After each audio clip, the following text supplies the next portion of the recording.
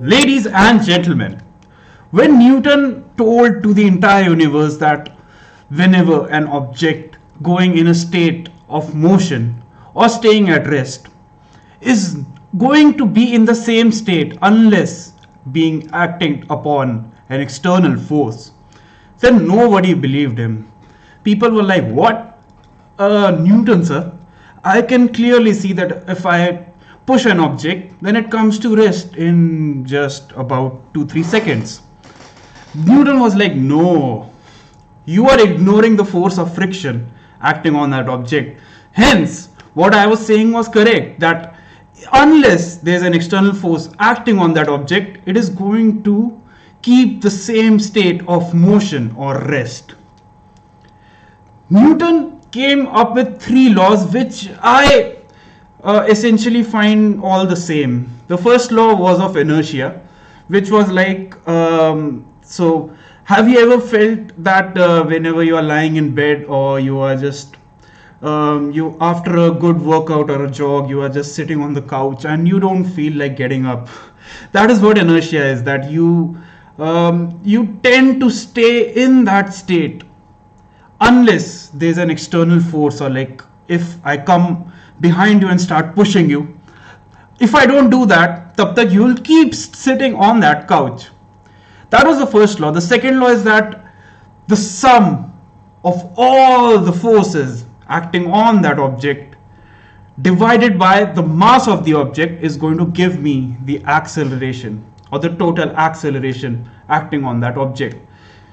What he means was that अगर एक object पे एक फोर्स F लग रहा है, then उसकी acceleration is going to be A given by F divided by M. The third law is that if I push something, then it is going to push me back. It sounds trivial, but I want you to get the vibe of the entire vibe of the third law, which is like, if I am pushing some object, then the same force is going to be acted back upon me. So what I mean is that equal and opposite forces act on two different objects. जैसे कि if I am pushing a ball, then the ball is going to push me back with the same force. The important point here is that these two forces are acting on the two different objects and not on the same, because then that case would be really not possible. So if I'm saying that I am pushing the ball and it is not pushing me back, then I won't feel the force with which I'm pushing the ball. So these were Newton's laws, which became the so इन्होंने ही नींव रखी थी physics की, and this is the foundation of physics, as I could say in English. Then what happened is that forces are usually dealt in straight lines, so we forget that sometimes when the object is moving around in circles or going around in a circular trajectory, then also a force might be acting on it, but it's not that easy to spot this one. The reason being, the velocity is going to be constant. So if I'm rotating a ball with a thread with a constant velocity, you'll say that, sir, the velocity is constant, or so as to say the speed is constant. Then is there any force acting on that body? And I would say yes. So in a circular motion, the things are a little different than the trivial cases of the straight line motion. What happens is that the circular motion is, because of that circular motion, the velocity is changing in the entire time, and you must be thinking, sir, the velocity is same, the speed is same. I agree, the speed is same, not the velocity, because velocity is a vector, and a vector is both a scalar and a direction. So here the scalar is the constant part, but the magnitude is changing. The magnitude is this constant part, but the direction is changing. See, I'm getting myself into a corner, but I hope you're getting me. The velocity is continuously changing every time. The direction is not the same. It has to keep on changing. So the force which, by the virtue of which this velocity is changing, is known as the centripetal force. What I mean is that if an object is moving circularly, then a centripetal or a center seeking acceleration is going to act on it, which helps it change its velocity all the time, which explains why the velocity keeps on changing, because the speed is same, so there's no force acting on the object in the direction of the velocity, but it is acting perpendicularly.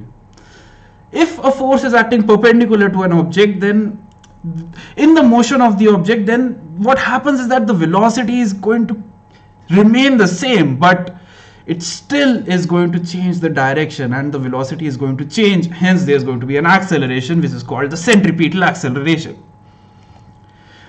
As you can see over here, the direction of motion is like this, so the velocity vector keeps on changing and changing and changing. The acceleration is always perpendicular to the velocity, so the velocity does not increase in magnitude because of this acceleration, but it surely does change. And if velocity is changing, there must be some acceleration associated with it, and if the acceleration is exactly perpendicular to the velocity, then it won't change the magnitude of it, but will essentially change only the direction. This was a quick recap on circular motion and forces, because as you know, I want to keep you all well versed with me and we want to be on the same page. Here the page is velocity and acceleration and direction of motion. So once again, welcome you all to Easy World Physics. Where physics is going to be made easy, as I've said 100 of times already, and I'm going to say it 1,000,000 times more. Before going ahead, just register for the Unacademy Combat Scholarship Test. It is your formula for success in CBSE Class 11. You're going to get tested English and Hindi on your Android, and you are going to get some easy 30 questions in 60 minutes. The test is going to be held on 10th of October. Just mark your calendars, set a reminder, do whatever you can, just be there on this time and win scholarships up to 1 crore. Ek khoka. That is a lot. Tendulkar sir is saying to us that please join Emerge, because it is a new batch where you are going to be provided the video solutions by top educators with detailed performance report, free live mock tests aligned with CBSE guidelines, and toppers who will feature in Unacademy. Karan Onkar, hi, how are you? It's been a while. I haven't seen you since 2 classes, but welcome back nevertheless. Unacademy Emerge is having some mock test series for you all for essentially class 10 and 12th, which is given by these dates. So just mark your calendars again, set your reminder on your phones, or if you don't have a phone, just remember the date and enroll for free. What's so bad in just giving your best and maybe getting a free scholarship?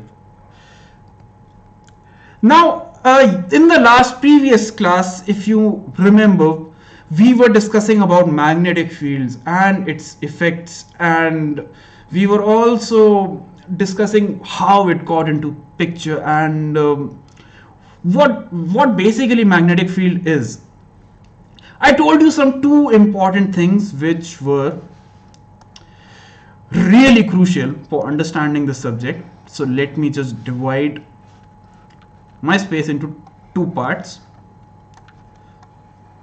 The first one being, Sir Oersted had a circular kind of a circuit here which had some loops, and when he threw his bar magnet towards it, his galvanometer showed some deflection. Simply saying, changing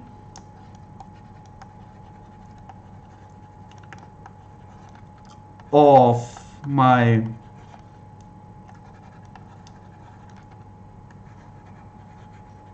magnetic field gave rise to electric current. This is also known as EMF, or electromagnetic induction, or the EMF due to electromagnetic induction. This is a separate chapter. We are going to come at it after we finish this one. The second cheese, which was kind of like the opposite of this one, was that if I'm passing current through my wire, and if I have this table along here, then what could be observed was that if I had some iron fillings, they were aligning themselves in a circular way like this. And iron fillings are just not attracted by electric fields, which we already knew. So there had to be some kind of a magnetic field around that circuitous wire, because of which the iron fillings were being arranged in this circular manner. What was being tried to convey here, what Sir Oersted was trying to tell us, was that since iron fillings are magnetic in nature, only a magnetic field strong enough around the center of the table is going to help these iron fillings align themselves in this circular manner around the wire. Hence, it was pretty clear that a current carrying wire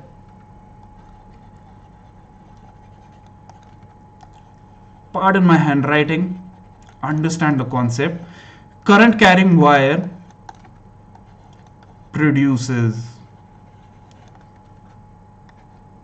a magnetic field denoted by B. This was simply amazing, although not that much. So after my last class, I dig into some magnetic field concepts, and what I found out was that electric field and magnetic field are both the same, part of the same coin. In fact, they are the two sides of the same coin. So if I tell you that there's an electric field associated with the charge, then essentially I'm also saying that if a charge is moving, then a magnetic field is also associated with it, which brings on to my next point. Here I have two more important things for you. So let me divide again my shelf into two parts. The first one, if there's a positive charge Q placed inside some electric field E, then I'm going to, as you all know, I'm going to get some acceleration, and even before that, there's going to be some force experienced by this charge due to the virtue of that electric field. This force due to the virtue of electric field is given by Q into E. We all know that. It's kind of like something which you have to agree on, and you can't question it, because ये हम मान के चलते हैं. There are some things which we can't argue about, like why is the earth producing so much of a gravitational field around itself, why do heavy masses attract each other, and why is a positive charge associated with an electrical field. So if we agree on this, then the second thing which arises is that if a positive charge Q is moving with the velocity v, then by the virtue of this positive charge, a magnetic field is going to be associated. This is exactly what I explained to you beforehand when an electrical wire is generating magnetic fields around it. An electrical wire carrying current is the same as a moving charge, right? And what also was observed was that a plus Q charge with a zero velocity is not going to generate any magnetic field. Furthermore, we found out that if a plus q charge is moving with a velocity v in a magnetic field B, it is also going to experience some force which is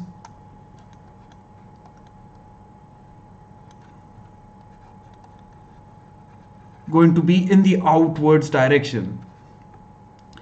This is one of the primary things which we are going to discuss in this chapter. What happens is that this can be explained by relativity, but I am not going to go into the depths of it.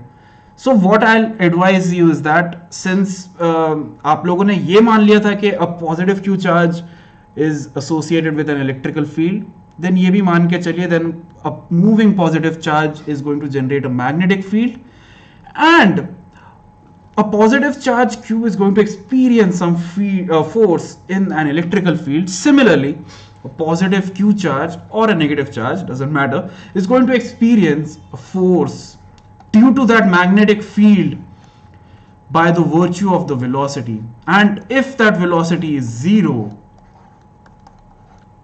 just be careful that the force because of that magnetic field is going to be zero as well. So the key part to note over here is that electrical field produces a force even on a stationary charge, while on the other hand the force due to a magnetic field is going to be zero if the charge is stationary. But on the other hand, it's going to move more in most of the cases, and we are going to get a force associated with that magnetic field. In most of the cases, yeah, like that is what we are trying to discuss. And with that, I'm going to give you one interesting problem which was actually a homework. So I hope you were all there before in the last class and you all tried to attempt this problem. So what I had said to you was,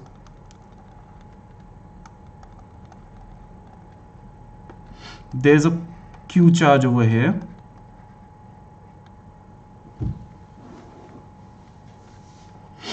There's a magnetic field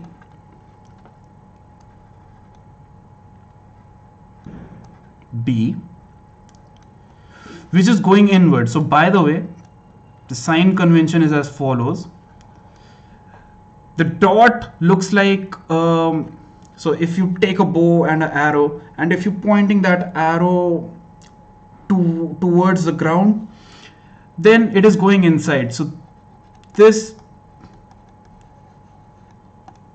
seems like a magnetic field is going inside, while on the other hand the dot looks like an arrow is coming outside or in the outwards direction. So that means that the magnetic field is going to be outside. Just a second.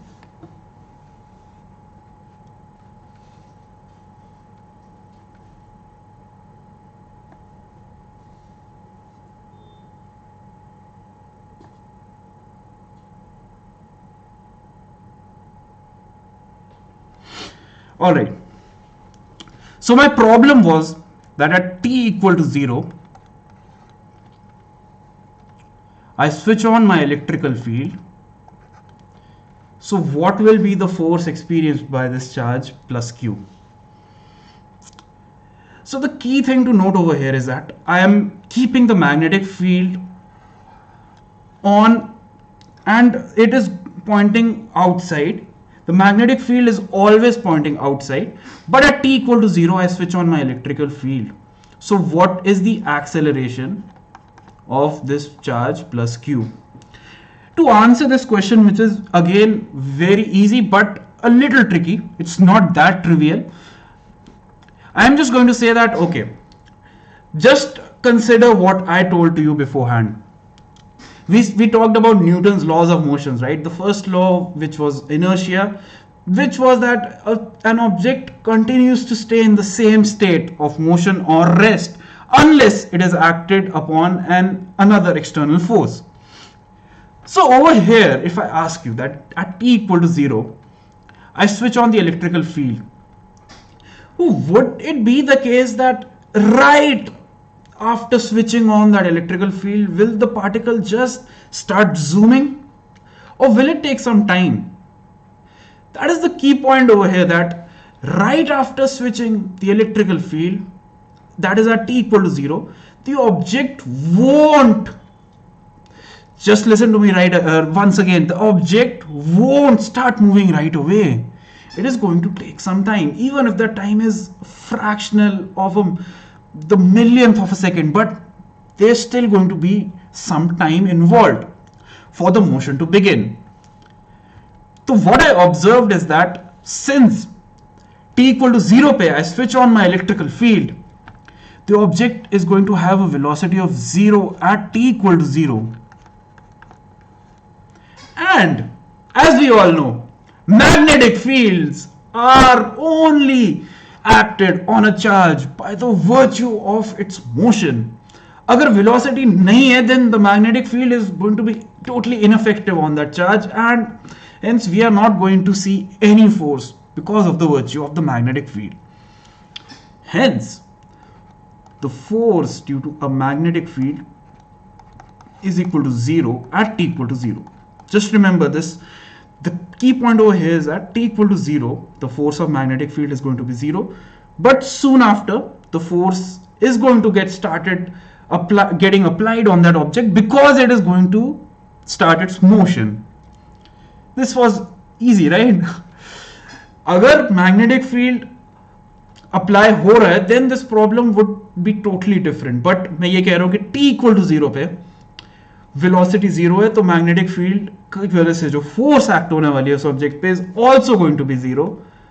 But that is only true till the velocity is 0, and right after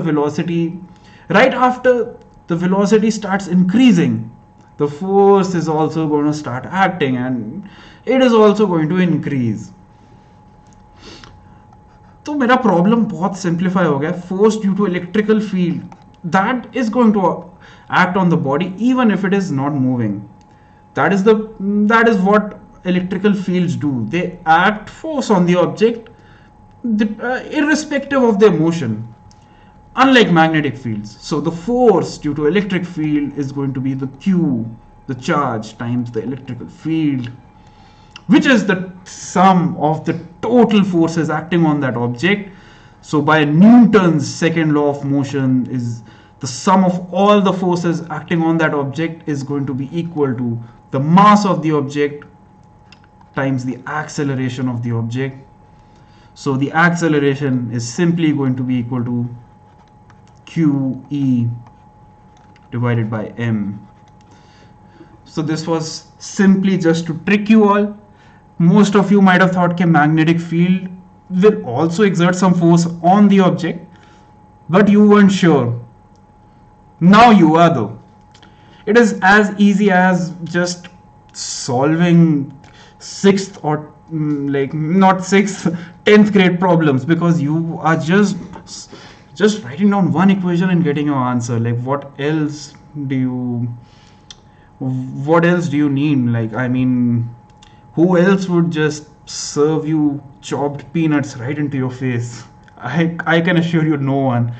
I'm not saying anything bad about other subjects, but I'm just saying if physics is such a brain simulator because of these problems, right? That is why we all love physics, and that is why we are here. There's also one more important thing, which is a sign convention. So just remember that the cross means inside and the dot means outside. I often interchange them. I get confused, but just imagine that if you have a bow arrow, and if you're just pointing it inside of the page, and if you are releasing the bow arrow, then it is going to go inside the page, right? And this cross is kind of looking like the bow arrow going inside once again, and the dot is simply my bow arrow coming out of the page. So it will look like a point or so it's maybe like a wire coming outside, and from the top view it looks like a point.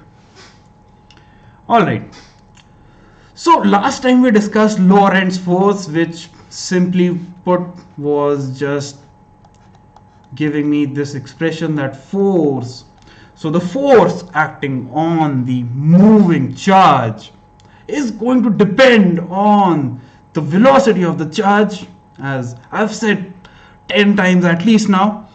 The magnetic field, of course, because if you're calculating the force because of the magnetic field, it will depend on the magnetic field, and it also depends on the charge, which is so consider it like the situation of force is equal to ma, where m is, if the m increases or the mass increases, the force acting on the object also increases. In this case, if the charge increases, then the force is also going to increase on the object.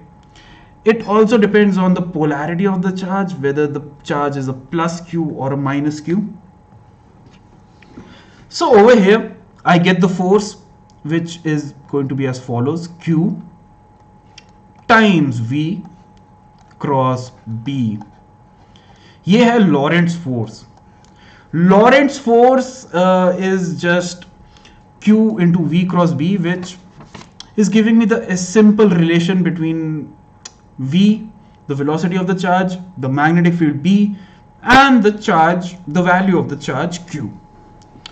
So this was given by Lorentz, as the name suggests, and he was the one to define the force acting on the object due to the magnetic field.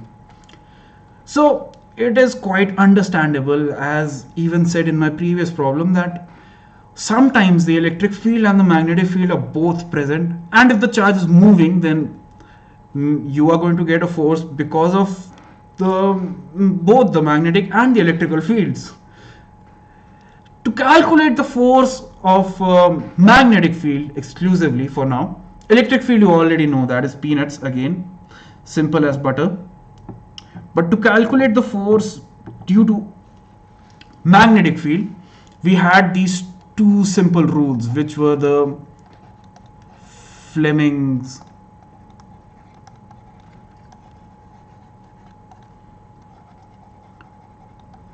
left hand rule and the right hand palm rule. Although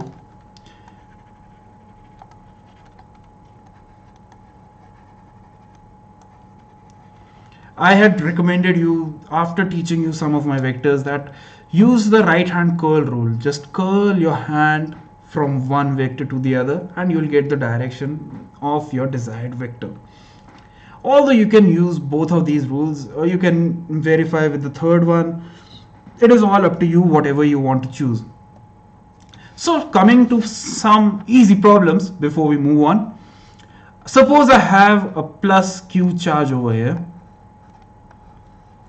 I'm giving it some velocity v in this direction, and my magnetic field is pointing outside. So can you give me what is the force acting on this object? We did this extensively in my previous class. So those of you who want some basic idea on vectors and magnetic field, so just check out my previous lecture, and you'll get the required basics. But I'm going to nevertheless revise them all again right now. So the force is going to be in which direction? So use any of the following rules. Your v is in this direction, your b is coming out, so my b is going to be downwards. Or if I take my palm, if I place the palm in the direction of velocity,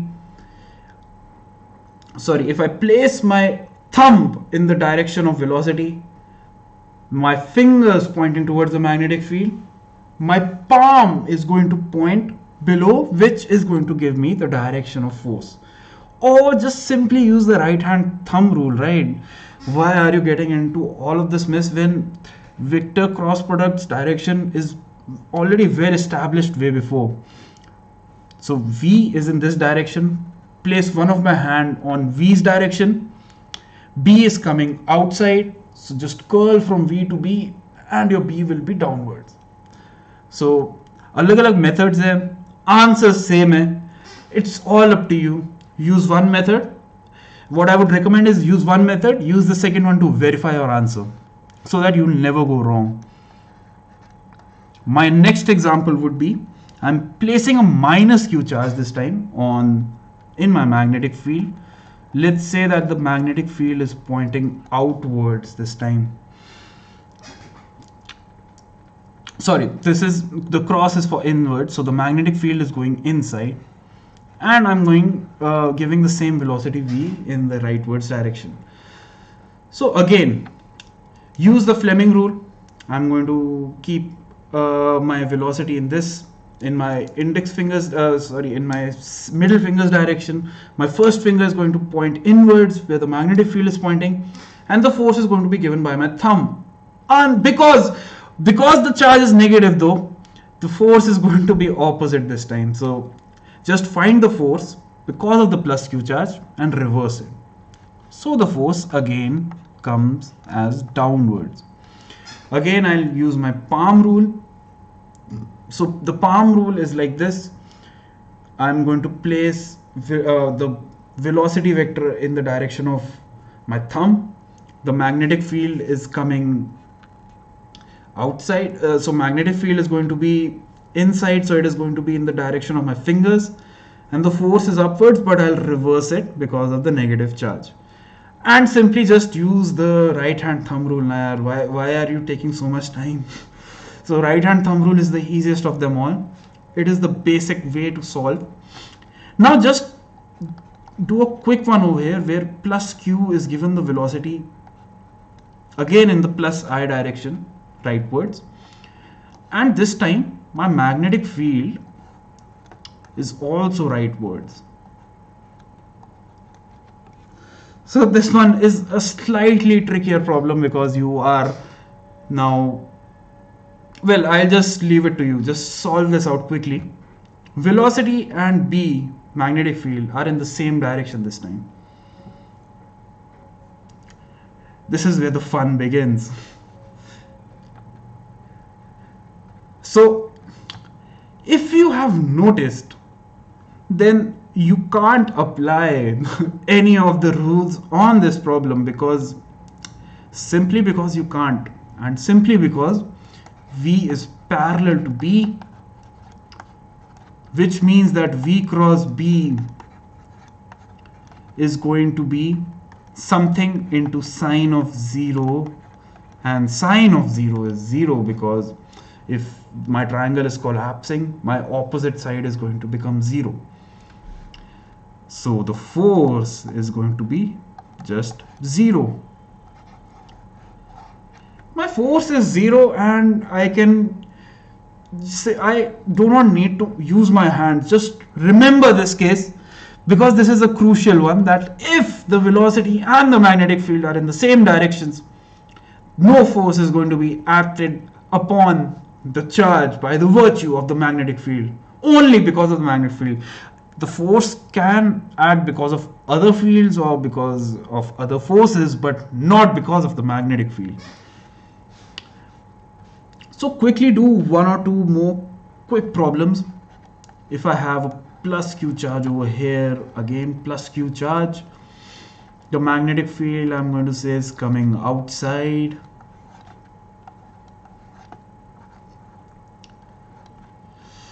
What is the direction of the force? So again, this time I'm not giving you any velocity. So are you getting confused? Don't be. This is as easy as just going for a walk in the park. The velocity is 0, and this was the foundation of today's class. Like, if the velocity is, so if a charged particle is not moving, if it is stationary, if it is static, only electric fields can apply a force to it, but not magnetic fields. Once again, अगर एक charge stationary है, it's not moving, magnetic field is not going to apply any force on it.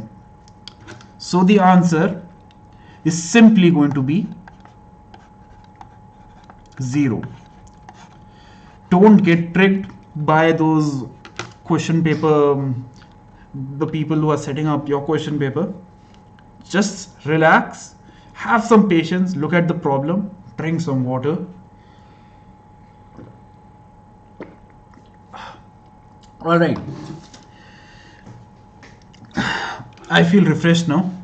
I hope so do you. I'm going to give you one more easy problem. Then we are going to move ahead. We have a minus q charge. I'm going to give it a velocity, this time outside the page. So the velocity is now outside. The magnetic field, I'm going to say, is suppose in this direction. So I'm going to give you two problems, minus q and this time a plus q with the velocity inside. Velocity is going inside the page. The magnetic field is in this direction.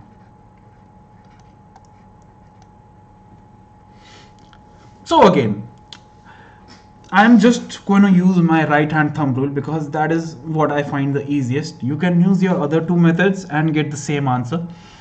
So the velocity is going outside in the first case.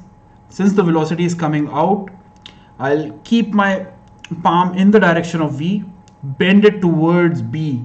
So what I'll get is that I'm going to keep, so the velocity vector is coming outside, I'm going to keep my hand in the velocity vector's direction, curl it towards B, which is going right ways, and the force is coming upwards. So the answer is going to be what? The force is going to be, well, not upwards because it is a minus charge. So the force due to the magnetic field is going to be in the minus j cap. Similarly, in the next problem, this time the velocity is coming outside. The velocity is inside, so the charge is going inside the page and the magnetic field is in the leftwards minus j cap direction. So again, I'm going to take my hand, curl, keep it in the direction of V, curl it towards B. The thumb is going to give me the direction of my force. So force due to the magnetic field is going to be upwards in the plus j. So I think we have covered enough of Lorentz force problems. Now let's just quickly run through what happens when we are experiencing magnetic force on a current carrying wire.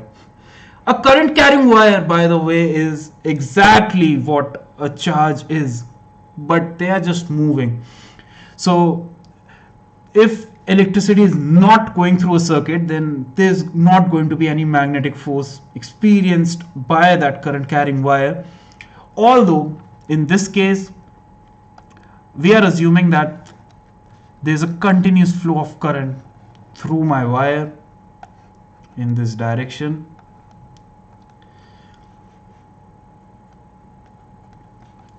And I'm going to just use my principal equation that since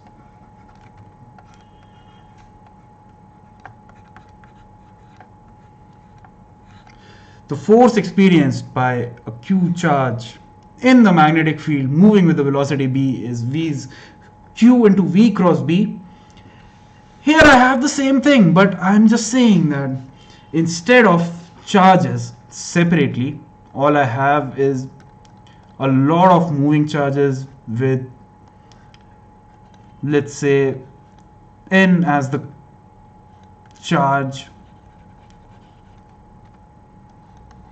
carrier density. So n is the number of carriers of that charge per volume. So it is the density of those charges. This is all from your previous chapter of electricity and electrical circuits. So if you want, you can brush that up, but it is fairly easy. I know you'll get this.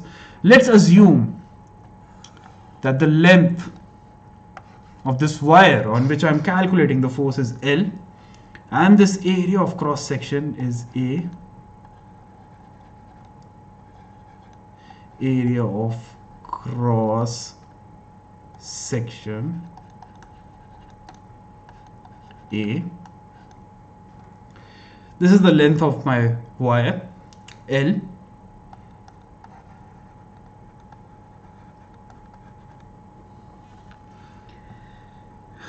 Snipe King, hi, good evening. Good evening to you as well. And here we are discussing the magnetic force on a current carrying wire, which is one of your principal topics in considering the board exams and considering all the exams apart from that. So this is really important. Now what I know is that I'll take a small element over here.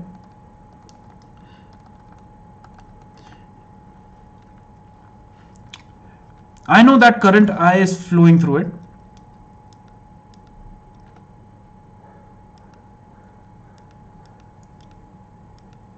And what I also know is that, oops.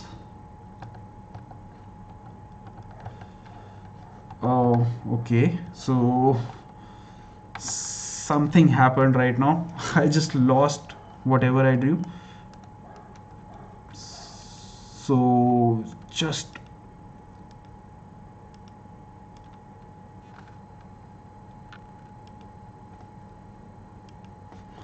give me a second.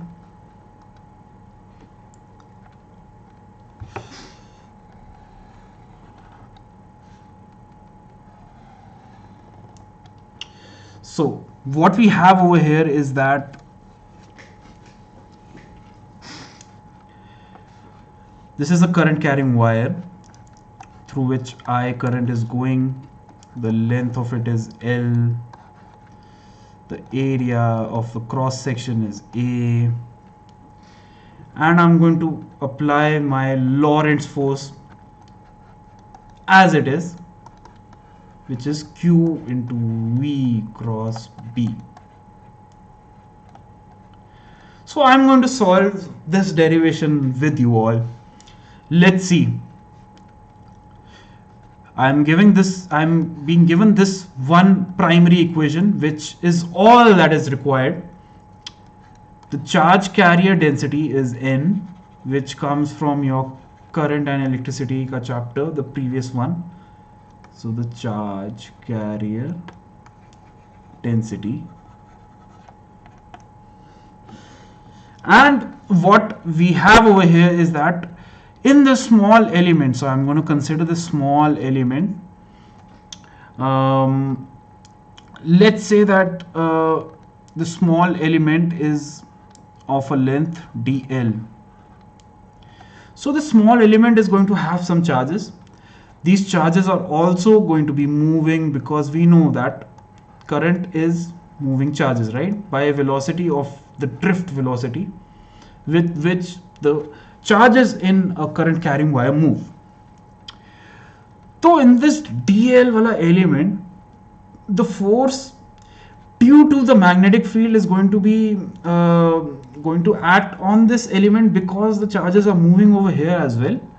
So the force on this dl element is going to be the charge over here. What is the charge Q? So the charge Q is going to be the charge carrier density times the area times dl. This is the charge Q multiplied by the drift velocity Vd cross my magnetic field B.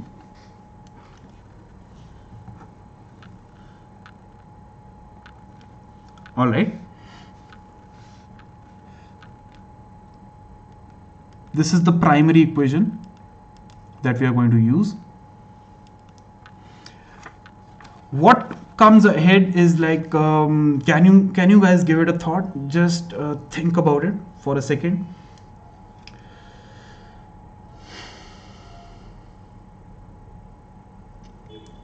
So what I'm going to say is that, okay, I have that small element dl. I know the force experienced by it. Let's simply calculate the force experienced on the entire length of the rod.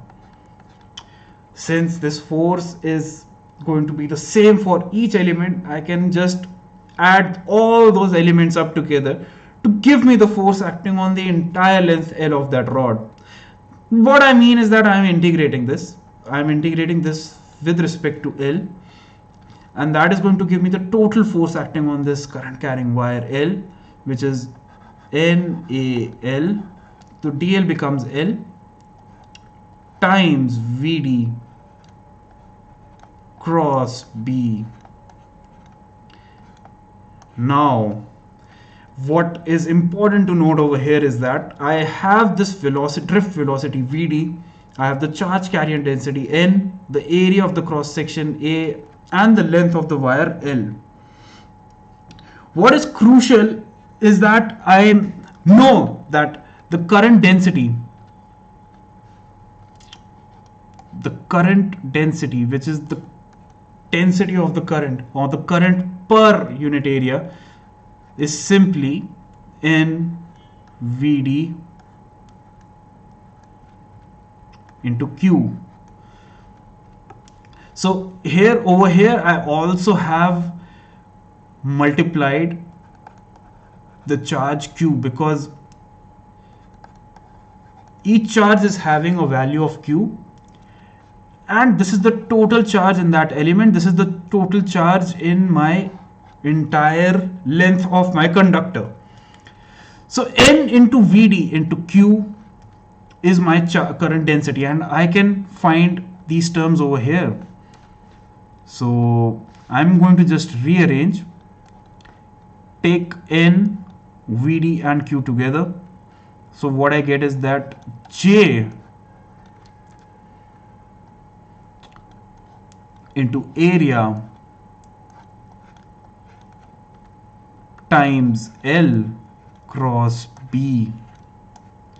Notice that I have shifted the vector notation from Vd to L, as Vd is the direction of those electrons, which is going to be the same as the direction of the length of the conductor, or also the direction of the current carrying wire. Just rearranging this once again, and as we know that J is the current density, which is also the current upon the area, what we simply have over here is that J given by I divided by A, the current divided by my area. So J into A is going to be my current. Hence the force experienced by a current carrying conductor or a wire of length L is going to be J into A becomes I, so I into L cross B, and this is nothing but the Lorentz force written in the so I'm just integrating and writing it differently, or that is all I'm doing. Now just consider this simple problem, which is also in your NCERT textbooks. This is a basic problem taking into account Newton's laws of motion. So what I'm having is that I'm saying that I have a current carrying wire of length L, which is carrying a current I, which is kept in a uniform magnetic field of so let's just say I'm going to keep it in a magnetic field which is going inwards.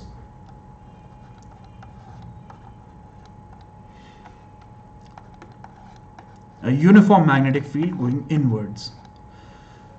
Can I find the value of B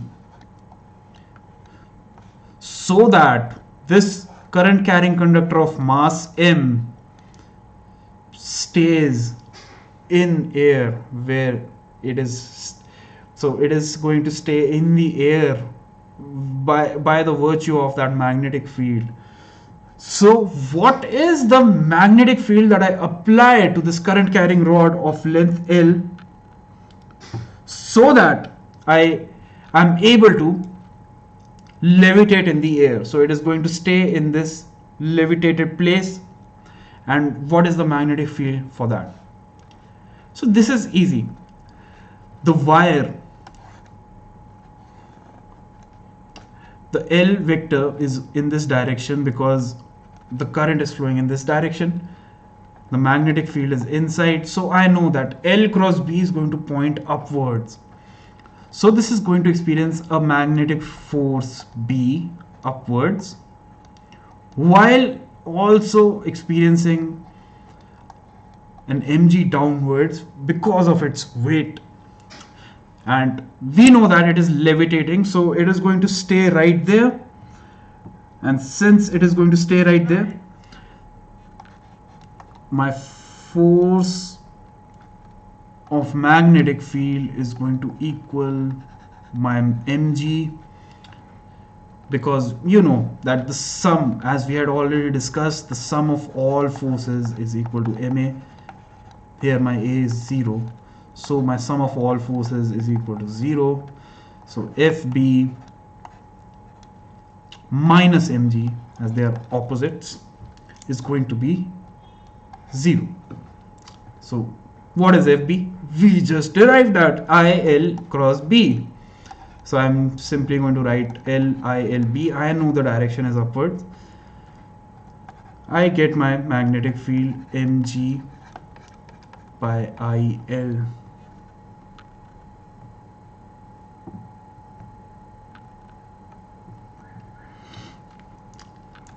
NCERT का problem solved in under 10 seconds. You have the concepts on your fingertips. What else do you need? The world is at your disposal. You can solve most of the problems now, and if you stick with me longer, we are going to solve even more amazing concepts, and it's going to get crazier out here. So magnetic field is going to act on a moving charge. So what will the motion of that charge be if I am giving it a velocity v, which is parallel to b but also having a component perpendicular to that b? This is an important thing, because what we are trying to convey over here is that there's two components of velocities. I'll break my velocity into two components, the perpendicular and the parallel. So this is really interesting. What happens with the parallel component of velocity is that it does not contribute in because of that velocity, there's going to be no force acting on that piece of charge, because as we had discussed before, if velocity and b are in the same directions, then you can't apply the right hand rule or any rule associated with Lorentz force. And since sine 0 is also 0, the force acting on that charged particle is going to be 0. UP boy, hi, how are you? I hope you are understanding what I am trying to convey. I am discussing motion in a magnetic field. So एक charge है, it is going straight, it is also going upwards.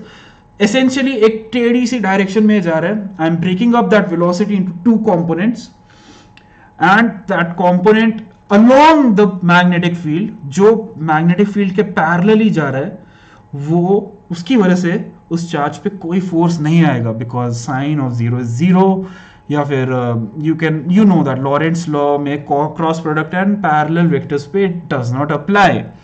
On the other hand, the perpendicular component of that velocity is definitely going to contribute in the Lorentz force, as we had discussed before, and we can find out that force by using the right hand cross rule, the Fleming's rule, the palm rule, or any other rule. If you know, just let me know. We already have a couple of them.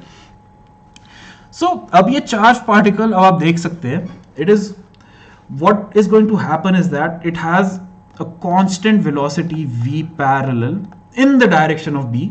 एक velocity है जो b के along ही है हर time, while the other velocity is perpendicular to b. Since magnetic field is not going to change the velocity of the charge, because we know that magnetic field is acting only in the direction perpendicular to the charge and circular motion में. Hi UP boy, so हम discuss यही कर रहे हैं कि एक अभी हमने जस्ट ये डिस्कस किया in the previous class also and आज के पिछले लेक्चर में कि मैग्नेटिक फील्ड की वजह से जो फोर्स एक्ट होता है वो परपेंडिकुलर डायरेक्शन में एक्ट होता है हमेशा. So if a charge is like this, if it is moving like this, ये एक चार्ज है सर्कुलर वे में मूव कर रहा है, उसकी वेलोसिटी इधर है, मैग्नेटिक फील्ड परपेंडिकुलर एक्ट होगा. This is because it is a cross product, right. Cross product की वजह से magnetic field is going to be perpendicular to both the velocity and the magnetic field. This is the force due to the magnetic field. So since it is acting in a perpendicular direction, uski contribution in increasing the velocity of that charged particle is going to be nil or zero. Velocity is going to change though, uski direction change hone wali hai, and this is why we have this helical kind of a motion, because एक component of velocity parallel direction में है जो वो भी हमेशा constant रहेगा, while we are having the perpendicular component of velocity जो कि अगेन सेम रहने वाला है. सो द वेलोसिटी का magnitude is never going to change for the charge particle, but it is going to traverse in this helical kind of a shape. Helical motion is like a spiral moving forward. Like आपने अपना spring देखा है कभी, उसको खींच के या फिर उसको दबा के देखा है आपने, वो स्प्रिंग जिस वे में बना हुआ होता है वो एक हेलिकल मोशन जैसा है. It is like a motion along that springs wire, ऐसे ऐसे वो आगे जाएगा. यहां पे the pitch is known as the distance covered by the object, by the charged particle.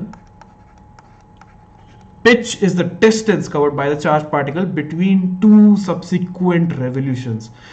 एक revolution और दूसरी revolution के बीच में जो distance वो cover कर रहा है, that is known as my pitch. My pitch can easily be calculated by just writing down V parallel into the time period. Time period is the key concept over here. The charged particle is going to be acted upon by a magnetic field perpendicular to the velocity, and hence it is going to move in a circular way while also giving it a time period. The time period is the time taken to complete one revolution. एक revolution complete करने में कितना time. तो I know कि circular motion हो रहा है, but now I need to find out कि वो कितने टाइम के बाद वापस उस पॉइंट पे आ जाता है. Won't come to exactly that same point, but थोड़े टाइम के बाद it is going to start repeating that circular motion, right. तो एक सर्कल करने में कितना टाइम लगता है, that is the question of the hour, and that is as easy as Newton's laws, because वही तो है ये. What I'm going to do is now make the free body diagram of this charged particle. ये charged particle, so have a look at this charged particle A. ये charged particle A एक magnetic field experience कर रहे हैं FB. That is all. इस पे और कोई force नहीं लग रहा, because magnetic field की direction is all, magnetic force is all that is helping it change its direction. और कोई फोर्स इस पे नहीं है. there is no electrical field, there is no weight, charge का मास नहीं है. all it has is that magnetic field in which it is experiencing a magnetic force. अब magnetic force लग रहा है, velocity का magnitude change नहीं हो रहा है, then I just simply know कि direction change हो रहा है, तभी ये magnetic force एक्ट हो रहा है उस पर, because it is changing the direction. And वो डायरेक्शन चेंज क्यों हो रहा है, because there is a centripetal acceleration. ये centripetal acceleration is going to help it move in a circle. तो जैसे आज लेक्चर के स्टार्ट में I discussed about why the moving charges are going to be acted upon. Just a second.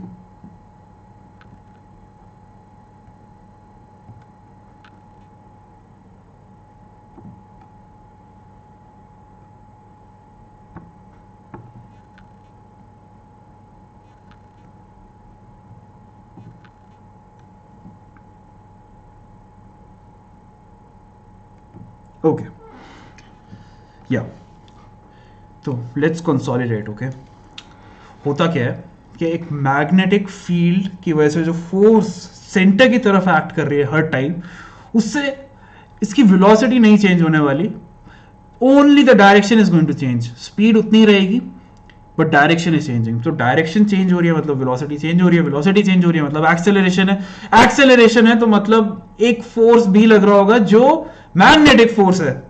So magnetic force is acting on that object, on that charged particle, which is giving it that centripetal acceleration. So mass into centripetal acceleration. This is going to be my Newton's Newton's equation for this charged particle. अब magnetic field की वजह से जो force आ रहा है वो हमको पता है, Q V B. Q V cross B मैं हटा रहा हूं because direction I know is going to be towards the centre, because और towards the centre it is acting and the acceleration is also in this direction. और कोई force लग नहीं रहा है ना और कोई एक्सेलरेशन है. So pretty straight forward. m into AC, the centripetal acceleration by definition is mv square by r. v square by r is the centripetal acceleration. वो कैसे आता है? Because we know कि the velocity is changing, so velocity के दो vectors we'll take and we'll subtract them, divide them by time, and we'll get to know कि the centripetal acceleration is just v square by r. So we get this equation over here. We cut v by v, and what I'm going to get is that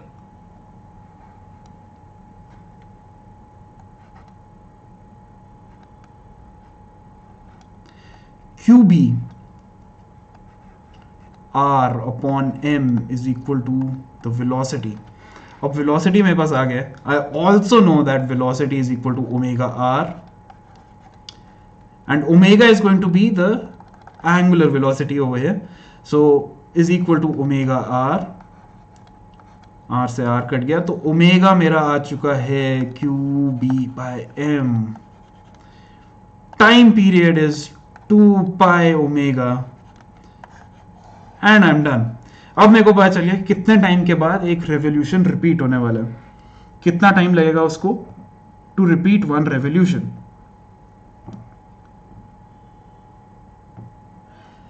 This is how easy it was. This is like I'm not even going to say walk in the park eating peanuts. ये just simple application of physics है with which we are going to make our lives really simpler. तो अब होता ये है कि we are not going to have only magnetic fields, right? Sometimes there are some electrical fields, there are some different components of fields, and a lot of things are acting, and वो सब हम solve करते हैं by using Newton's laws of motions, or essentially just saying that sum of all forces is equal to mass into acceleration. So what sometimes we can do over here is that अगर एक charged particle है, suppose I'm giving it a velocity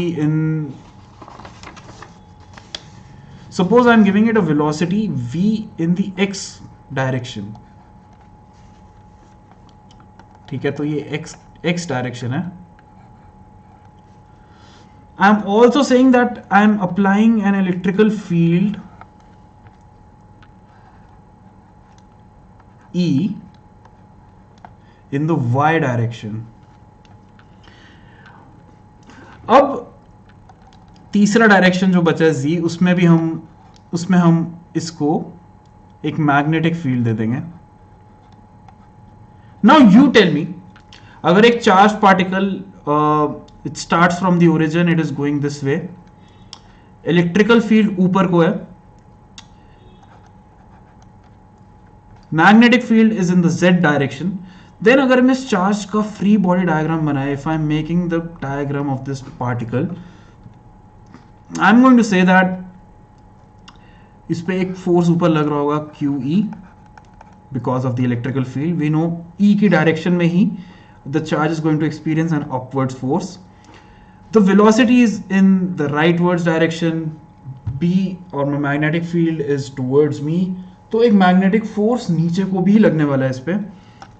Magnetic force is going to be downwards, which is QVB. I know the direction, मैं QV cross B इसलिए नहीं लिख रहा. And in some cases what I sometimes require is that कि एक charge particle अगर मैं उसको v वेलोसिटी दे रहा हूं, then it keeps moving in the same direction. It does not deflect up or down. This is having some really important implications. Like the J.J. Thomson's का charge by mass ratio जब उन्होंने निकाला था, जो आपने chemistry में पढ़ा होगा, हम फिजिक्स में भी वो पढ़ने वाले हैं, उसमें this is what he did. उसने he applied electric field and magnetic field both, and because of both the forces he calculated that the total of forces acting on this object, QE minus QVB, is going to give me the total acceleration. But अगर वो acceleration zero कर दे, then it is going to remain undeflected and go straight.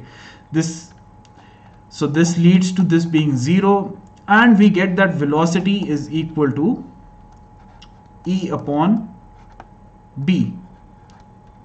So E upon B, the velocity, is the only velocity possible in which the charged particle is going to move undeflected in that field or in both the fields.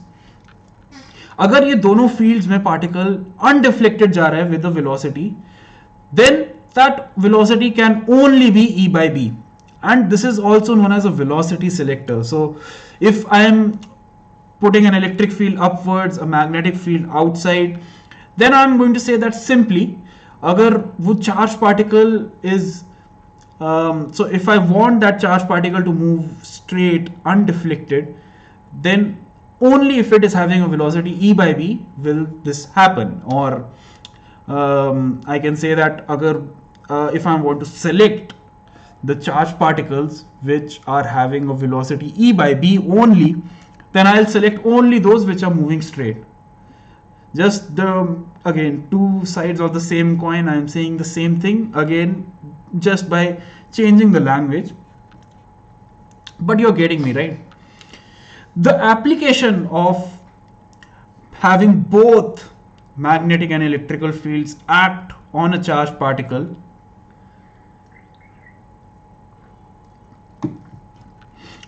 is what is something that gives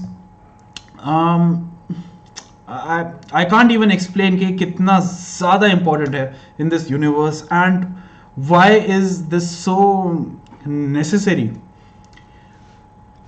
The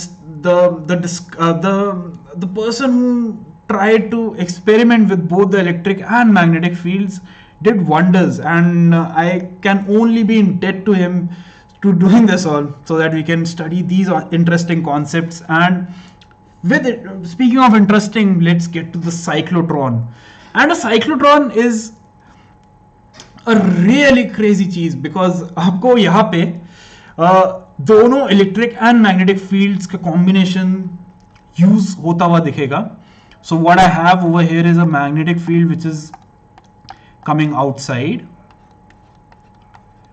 The magnets, there are big magnets around the cyclotron. It comprises of two Ds, as we call them, the D1 and the D2. They are D-shaped domes, and electrons or charged particles can move around in them. And what happens in these D-shaped domes is that I'm accelerating my particles. I need to accelerate my particles because some nuclear reactions require fast moving charged particles hitting some other particles, and even in some other experiments we require like accelerating particles and then getting them out of this exit port. So वो charged particle we are sending through, and what over here we have is there's a space between the two D's, as you can see, and यहाँ पे हम एक electric field लगाते हैं. इन दोनों locations पे there's an electrical field acting, and that electrical field is going to what it is going to do is that it's going to keep on changing as the electron moves in only direction. So if I am saying that इस direction में E is this way, then in this direction it's going to be on the other side. So it's a flip of electrical fields from one side to the other. तो D1 से जब D2 जा रहा है, then electrical field is going to be right ways. D2 से D1 जा रहा है, electrical field is going to be left ways. And if I'm having a positive charge Q, then अगर उस पे electrical field positive लग रही है in the right ways, and if it's also moving right ways, then definitely some force is acting on it in the direction of the motion, and its velocity is going to increase, right?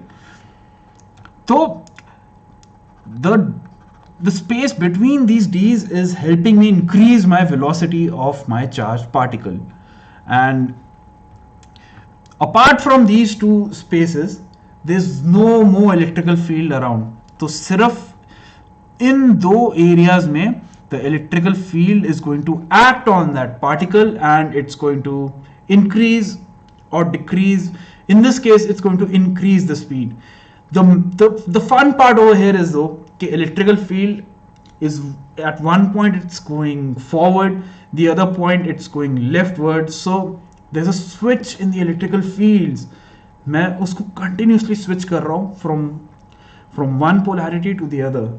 And the crucial part over here is, now hear me out carefully, cyclotron is so interesting and so important, and बहुत मजा आता है देख के कि कैसे हमने अपना brains use करके we have come up with something so crazy. Electrical field इधर है एक direction में, then it's in this direction. So the crucial thing is कि अगर मेरे को इसकी velocity बढ़ानी है, then I need to change my electrical field like this. So once it is like this, the other time it is like this. I need to keep on switching my electrical field so that the velocity keeps on increasing. अगर यहाँ पे electrical field नहीं switch कर रहा है, if it is still in this direction, then there's going to be a reversal of the direction of force and the velocity, and the speed will decrease. तो important ये है कि मैं सही time पे अपनी electrical field की direction या polarity switch कर रहा हूँ. Now some of you might ask me कि ठीक है अब velocity change हो रही है, velocity बढ़ रही है, then why aren't we using only magnetic fields to increase the velocity? So you will not be surprised to know this, because velocity is not being increased by the magnetic field. Velocity सिर्फ electric field increase कर सकती है, because magnetic field is acting perpendicular to the velocity at all times. So nothing, just a single strain RNA. Hi to you as well. How are you doing? How are you doing all? And electrical field is only going to help increase the velocity of my charge. This is the key thing. Magnetic field can only change the direction. तो क्या आपने सोचा था कि कोई ऐसी भी force है which does not increase the or decrease the velocity? Well, you have it. Magnetic field. Magnetic field is only going to change the direction because it is perpendicular to the velocity, and it is going to contribute towards the centripetal acceleration of that charged particle. तो अब यहाँ से लेके इस D से लेके इस point से लेके इस पॉइंट तक, the extremes of 1D, only magnetic field is going to act, and magnetic field is going to be perpendicular at all times. तो क्या होगा कि इसकी स्पीड यहाँ पे जितनी यहाँ है, जितनी यहाँ है, जितनी यहाँ है, उतनी ही यही रहेगी. But it's not like कि इस पे acceleration नहीं हो रहा है. Acceleration is also there because velocity from this changes to this. This is the key function of a cyclotron, in which the magnetic field helps change the direction of my velocity, while the electrical field is helping me increase it. And the reason why it is so successful is that, just as we found out, just as we saw it before, that the time period, so if I say that from going from 1D to the other extreme is the time period by 2, or half of the time period, as I had proved it before, it is going to be 2 pi omega, where omega is qb by m. So it is 2 pi qb by m. And अगर time period में there is no term of velocity, तो essentially यहाँ से यहाँ आने में इसको हर बारी उतना ही टाइम लगेगा जितना पहले लगता था.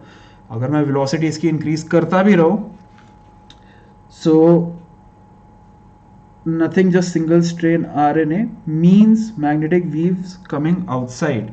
Yeah, exactly. So if a magnetic field is coming outside, it is given by the dot. Agar it's going inside, it's given by the cross. Check out my entire video. I have given you an easy way to remember this. And my point over here was that the time period by 2, the time period by 2 is simply the particle which is going from one extreme end of the D to the other extreme end of the D is independent of the velocity of that charged particle. So isse I can deduce that since 2 pi q b m, I am keeping them all constant, then even if the velocity is increasing, वो same ही time में एक extreme से दूसरे extreme तक आएगा. And then after coming over here to the other D, again it's going to take the same amount of time to reach the other extreme. Even though velocity is increasing, velocity increase हुई है इस area में, only in the area where electric field is acting, that is where velocity is increasing, but the time being taken by the particle to reach from one end of the D to the other end of the D is always going to be the same. That is how beautiful this is. I can only but be happy about this because I mean, wow. Time period by 2 is 2 pi qb by m. Again, time period by 2 for the second D is also going to be 2 pi qb by m. I can say that the total time period is going to be, so it is going to be pi qb by m for both of them, because I am considering half of the motion, not the entire one. So the total time period is going to be 2 pi qb by m, which is what the time period should also be. But velocity is increasing.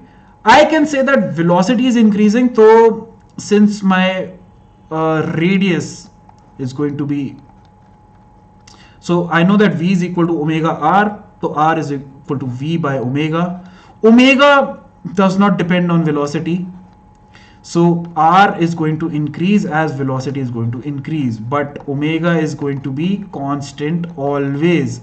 Omega constant है तो time period constant है, time period constant है, तो what I'll do is that this oscillator of electrical field is going to keep on working, and same time पे it's going to switch the electrical fields. It does not care कि the charged particle is here or here or here, because I have just proved, I just found out that it's always going to be at the same place at the same time.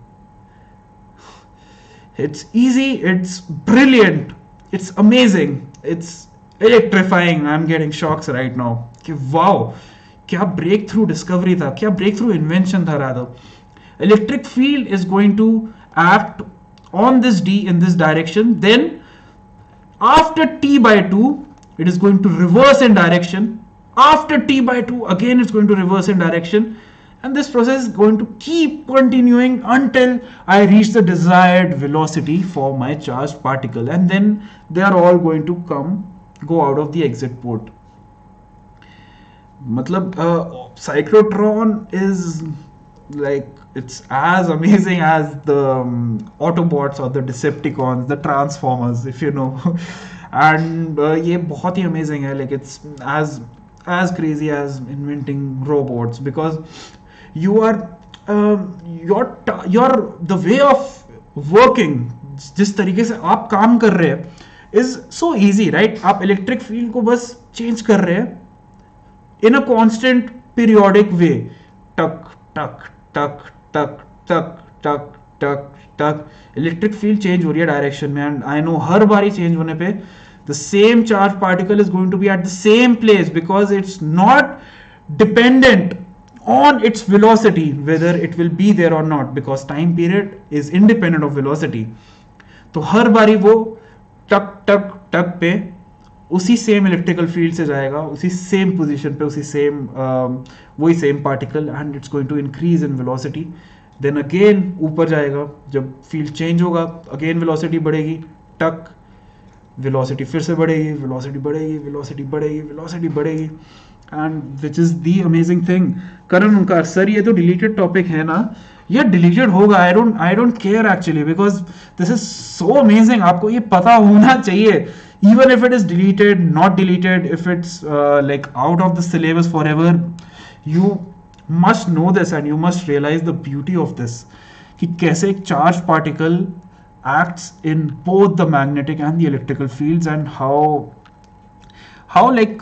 this motion changes, how the electrical fields is changing. And by the way, even if this topic is deleted, ये जो electric fields जो मैं alternate कर रहा हूँ, this is a key concept in alternating current, which is going to be a chapter in one of your future chapters, and it's not even a chapter. like आपके घर में जो electricity है that is AC. तो you had to know this. अगर आप ये नहीं जान रहे, then you don't know why we are living so comfortably inside our houses, and what is the significance of physics as such. तो आज का लेसन काफी लंबा हो गया. Hi Dark Cobra, you are a little late. I start at 7 o'clock. Now I'm just going to finish off by giving you a homework problem as always, one last problem, and that problem is going to be as follows. This time I have a plus Q charge. Pen का colour change करते हैं, बहुत time से वही है. तो आपको बहुत इजी सा प्रॉब्लम दे रहा हूं, बट करके आना. आप लोग नहीं करते हो, आप लोग ध्यान नहीं दे रहे हो. हेलो सर, ये डिलीटेड है ना सर साइक्लोट्रॉन? या ठीक है, साइक्लोट्रॉन डिलीट हो गया होगा, बट साइक्लोट्रॉन की मैंने जो ब्यूटी अभी एक्सप्लेन करी है वो कभी भी डिलीट नहीं होने वाली है. That is always going to be there for ever, and you are going to like आप उसकी पूजा कर सकते हैं, बिकॉज वो बहुत ज़्यादा क्रूशियल चीज़ है इन knowing the concepts and realizing the beauty of physics. अब मैं आपको एक प्रॉब्लम दे रहा हूं जिसमें एक प्लस क्यू चार्ज है. I am giving it a velocity v. वो ऑलरेडी चल रहा है एक वेलोसिटी v से, and suddenly eight t equals to 0 I switch on my electrical field. I switch on my electrical field, which is also in the rightwards direction. So E इधर है, V इधर है, तो definitely V बढ़ने वाला है after t equal to 0. And I also switch on my magnetic field, क्योंकि अब इलेक्ट्रिक फील्ड तो पुराना हो गया. एक पहला चैप्टर था, हम बहुत आगे बढ़ चुके हैं, सिर्फ उससे काम नहीं चलने वाला, थोड़ा बहुत B भी घुसाना पड़ेगा. B है अंदर की तरफ, बिकॉज क्रॉस है. At t equal to 0 I switch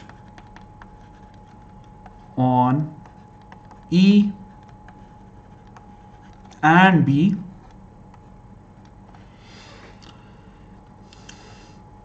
तो थोड़ा सा आपको आइडिया देता हूं. E की वजह से वेलोसिटी इस डायरेक्शन में बढ़ने वाली है, B अंदर की तरफ है, V इधर है, तो एक अपवर्ड्स फोर्स भी लगने वाला है.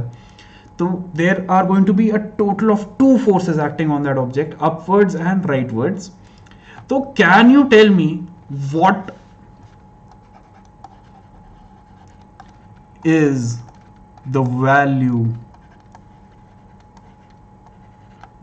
ऑफ the net acceleration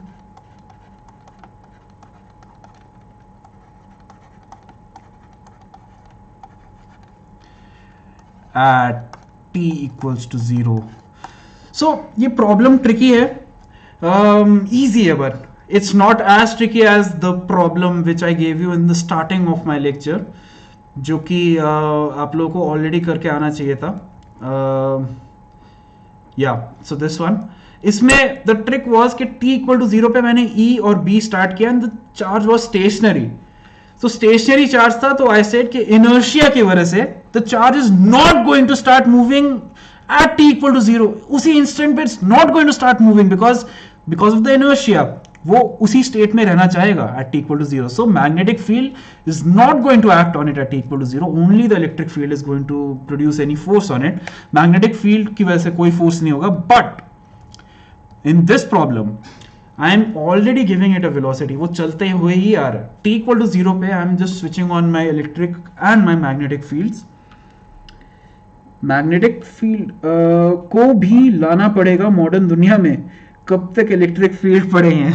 तो मैग्नेटिक फील्ड तो है ही मॉडर्न दुनिया में. And you know like cobra, what I think is that what I read actually like 2 days back after my introduction lecture on magnetism, कि magnetic fields and electrical fields are just one and the same things. They are the two sides of the same coin.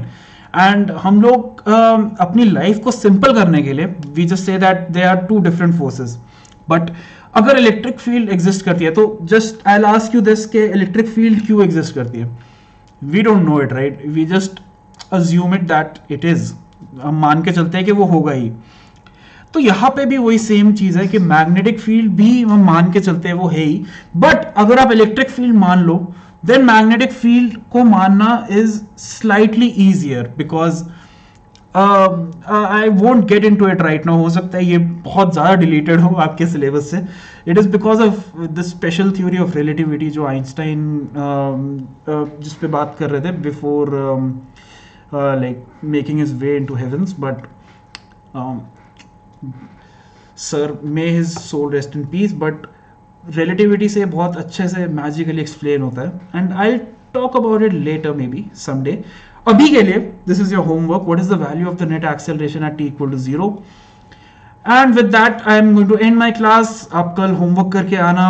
I'm going to see you now on Tuesday next week, where we are going to do Biot-Savart's law.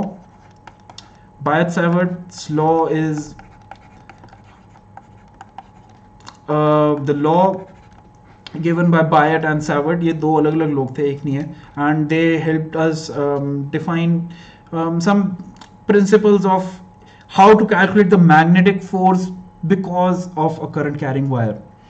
तो ये magnetic field निकालने के लिए बहुत useful है. But before that just join Unacademy Plus because you are going to learn from your comfort of your house with unlimited access to your courses from top educators of the nation, giving you regular mentorship, practice tests, PDF formats, live test series, solving your doubts, and also giving you a batch. So you are going to study as if you are studying in a class. इसकी pricings are as follows. Just 1042 rupees अगर आप 2 साल का कर रहे हैं. 1 साल के लिए 1250 रुपीज़. You know it. अगर आप 12th या ड्रॉपर में है तो 1 साल लीजिए. अगर आप 11th में है तो 2 साल करिए. अगर आप 12th में है तो 2 साल मत करिए अनलेस आपको पता है कि आप ड्रॉप करने वाले हैं, which I won't recommend. Just give your best for 1 year अगर आप 12th में है. if you are not satisfied with this, then why not go for the Unacademy Plus?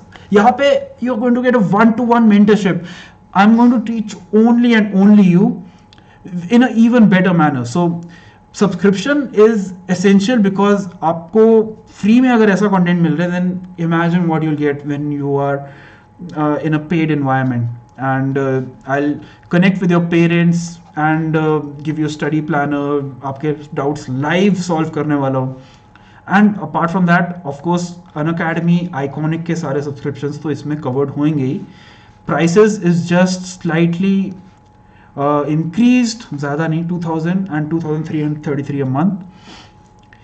So download the Unacademy app right now, log in करिए, select special, use my coupon code SIDS10 and this is how it looks like in the Unacademy platform. अगर आप अभी YouTube पे देख रहे हैं then Unacademy platform page, it's going to be totally different. It's going to be interactive. It's going to be well set up. It looks like education, but involving the new techie things, and it is just gamifying the experience of education. So you'll have fun in it. And अभी आइए join कीजिए. Quiz join करने के लिए ये तरीका है. And the special classes, I'll begin my special classes in a while. And CBSE class 12 and class 10th के लिए new batches are coming up, so join these as well. And you also know कि आज कि you have this 4 months, 6 months and 8 months free for buying these respective months, so go for this as well. This is really great. बढ़िया offer है. SIDS10 is my coupon code. Remember me, I am your educator, your physics educator, your host and your life coach, and I'm here with you always. I want you to succeed, excel, do great in life, reach heights. Remember that the reason why it all is happening is because of physics. And on that note, like, share, subscribe, bell icon दबाइए, hit the घंटी. Unacademy पे आपको you're gonna get all the required questions, all the required formulas, सारे subjects, all the topics are going to be extensively covered, so that we are going to be able to easily